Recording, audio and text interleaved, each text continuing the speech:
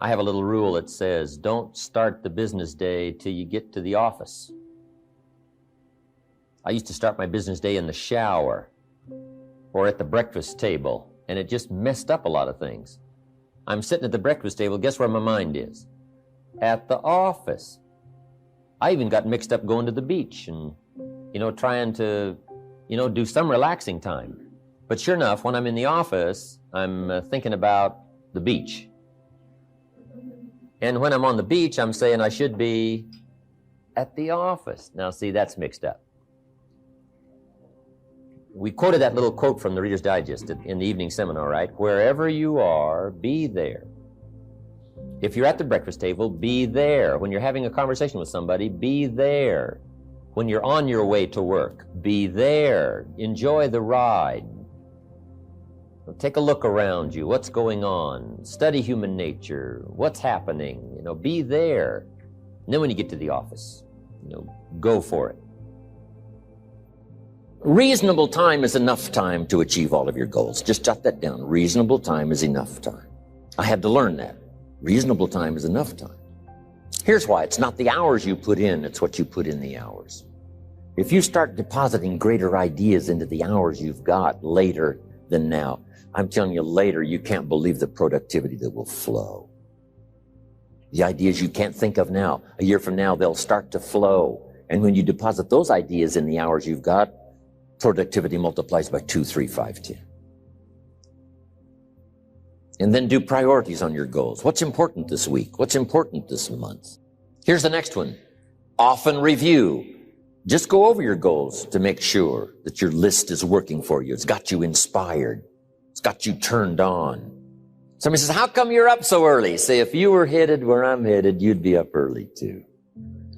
Wow. If you were going to meet who I'm going to meet, you'd be up early. If it was going to stack up for you like it's stacking up for me, you'd be getting up early.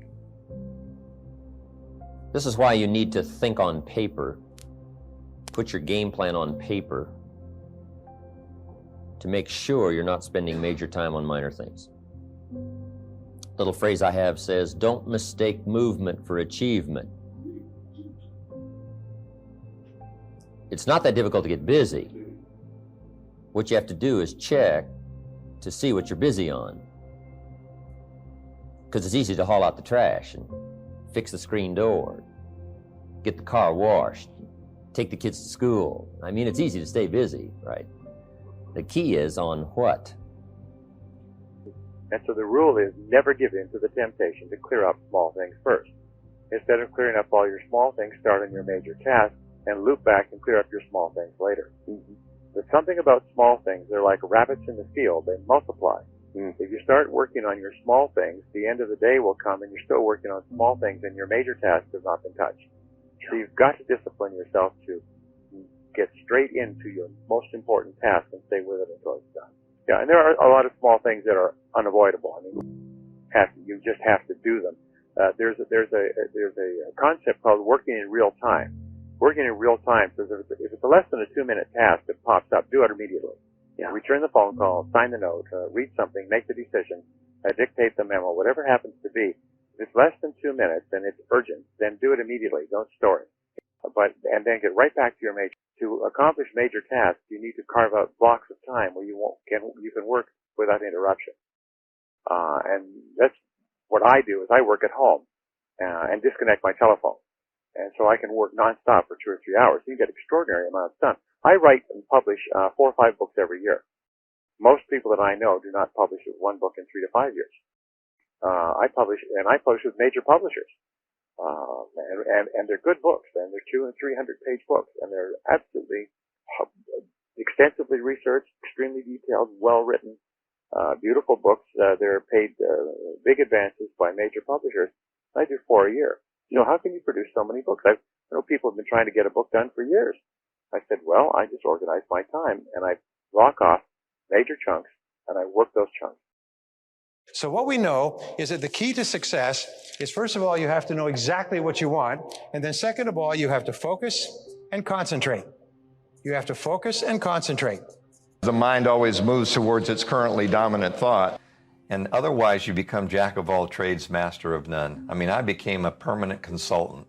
I was good at a lot of things, but nothing really good at one thing. And until I concentrated, maybe on the psychology of winning and becoming an audio speaker on tape and pushing that up to the consciousness, did I ever become successful. But if you can find a team or a coach and a mentor, and you get focused in one area, your expertise grows with that, and you develop focus and discipline around that one thing. People say, well, wait a minute, if you do that, you're just going to be good at that. The great thing about that is when you're successful in one thing, they think you're a success in your whole life.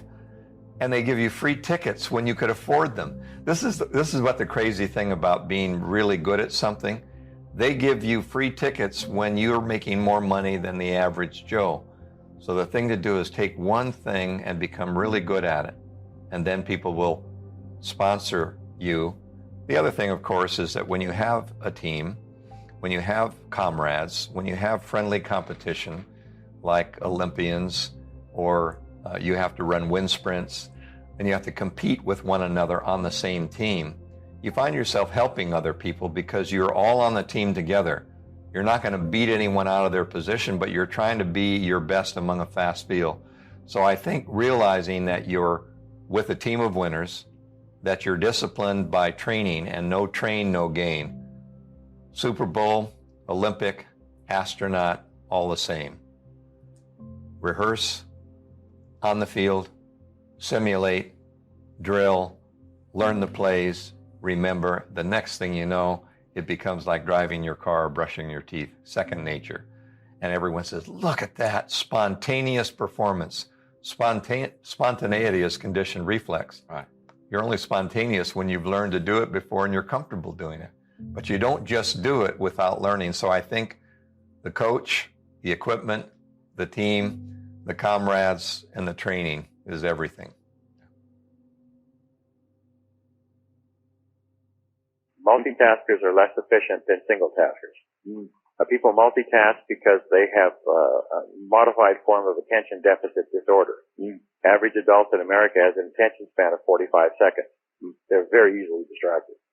So therefore what we do is we forget multitasking and instead we try to focus. If we get diverted or digressed into another task, we come back to it like a gyroscope coming back to full upright position. It was single tasking. Now, here's some of the keys. And again, I teach these in my programs. Number one rule is do things faster. In other words, pick up the pace. Move quicker. If you want to get more done, move quickly. Pick up the pace. Just move faster. Just move. Just imagine you're under a deadline. The other end of the building is on fire. You've got to get this done. It's absolutely amazing what happens when you put yourself under pressure. Number two is work longer and harder. As Jim Rohn suggests, a wonderful comment. Start a little earlier, work a little harder, stay a little later. If you come into the office a little bit earlier, 1 hour of uninterrupted work is the equivalent of 3 hours of work in a busy office environment. So you find opportunities. You come in an hour earlier when no one's there, and you immediately start work, and you get an enormous amount done. Work at lunchtime. So everybody goes for lunch, everything quiets down. Don't go for lunch because everybody else is. Use that time to get on top of things and stay an hour later. Yeah. What you'll do is you'll beat the traffic coming in, beat the traffic going home. It won't affect your schedule at all, but you'll actually double your productivity. So that's one way. Work longer and harder. The other is work faster. The third way is do things you're better at. Keep asking, what are the things that I am the very best at? Because those are almost invariably the things that pay you the highest hourly rate. So do more and more of the things that you're better at. Now, the fourth task is to get better at your key task. Improving at your key task is critical. It's sort of like skiing. If you're just an amateur skier, you have to go very slowly for fear of falling. The better you get at skiing, the faster you can ski. So since most skiers, kind of measure how many runs did I have today? Well, a good skier can get 10 or 15 runs down the whole mountain. A poor skier may only get 5 or 6. The good skier is 2 or 3 times as productive because he or she is better at the key task. So say, what's the most important thing I do? And get better at it. It's the most amazing thing. I gave a talk yesterday to 100 very successful business people, and I can speak for 8 hours. I often do full-day seminars. I had 12 minutes. So what I did is I took a whole series of ideas and I condensed them around 3 key ideas and 3 graphs, and did the whole thing in about 12 minutes. And they said it was one of the best talks they had ever given, because you just pick up the pace and you get really, really fast and cover the most important points. In your business, say, if I was really, really good at prospecting, well, then I would have far more better people to speak to.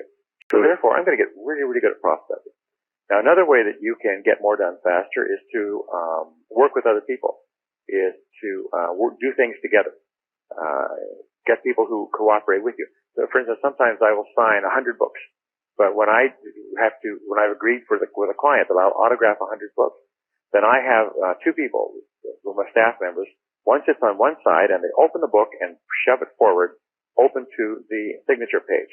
And I quickly sign it and shove it to my right, and there's a second person there that takes the book and packs it. And so it goes bang, bang, bang, bang, bang, bang. I can get to 100 books in 10 minutes. Whereas if I did it myself, it would take me half an hour. So sometimes you can work with others. Another thing we talked about is bunch your tasks. Bunching your tasks means do a lot of, again, like signing books, sign all 100 books at once. Do all of your letters or proposals at once. Do all of your prospecting at once. Bunch your tasks. And another thing that you can do, one of the greatest of all time savers, is to downsize, outsource, delegate, and eliminate low-value tasks. Get rid of them altogether. Don't try to do more of them. Get rid of them altogether. Well, again, we have to keep coming back. And I used to use the example of a mariner that would use a sextant to shoot the moon and the stars to find out exactly where the sailor was on the ocean. Well, you have to do the same thing. You have to stop every single day, and sometimes during the day, and think, what are my goals right now? What are my most important goals right now? And of my most important goals, what's the most important thing I can do right now to achieve my most important goal? And you have to keep coming back. Another model a metaphor is the fashion photographers.